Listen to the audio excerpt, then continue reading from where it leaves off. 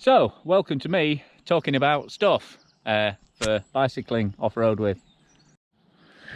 And this is the 661 EVO AM helmet. It's the MIPS version, which as you can see means it's got these little yellow bits inside. This slip plane system, which is designed as if the helmet hits the ground, they slide a little bit between your skull and the helmet, so just increases the time that it takes your head to decelerate. I mean, microscopically, but according to the scientists, that's enough to make a real difference to your survival.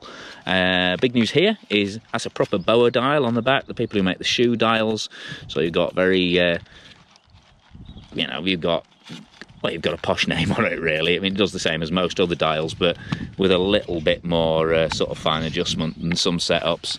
As you can see, it's quite a chunky helmet. It's very much enduro styled. It's got, and it is a position adjustable peak, but that's it. It's not an easy job. You have to pop it up and pop it. It's not something you're gonna do on the fly, is it? And pops back in there. And I always wonder with little press studs into plastic bits like that is how long they're going to last. But yeah, that puts the beak a bit down further if that's what you want, to get the sun and rain out your eyes.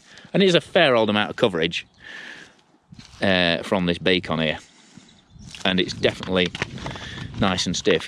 That's not going to blow around on you at all. You got a goggle strap on the back there, and it's I think what they describe as plush microbial pad inserts there. I'm not a massive, to be honest, not a massive fan of big pads, and these are sopping wet, and it's not been a hot ride. And ventilation, I mean, there is some internal channeling you can see, but even with 15 vents, there's not a huge amount going on in terms of exhausts or shaping inside, so it's a relatively hot helmet, I'd have to say. But it uses Contigo foam. It's a specific brand name of foam rather than the standard EPS, which apparently has stretched polystyrene molecules to better absorb impact.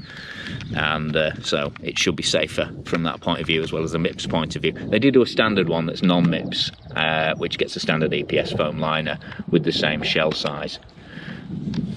It's got... I really should set this up so I've got a tripod or something to do this with, but anyway, it's got a magnetic fidlock strap there, so nice and easy to put that together. That's a nice feature. Straps are anchored on the outside, and it's full micro shell, so there's nothing to get scuffed if you leave it lying about on the floor or in your bag. So pretty sturdy helmet, not massively well ventilated, certainly not class leading in terms of your air conditioning, and it is pretty expensive.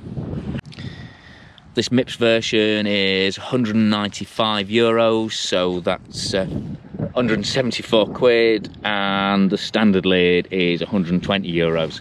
So definitely over the odds for this kind of lid, and certainly if you want plenty of protection, if you don't want sticks going in your head, then happy days. All these big panels are going to give you plenty of protection, but if you're after a more vented helmet, this probably isn't the one for you.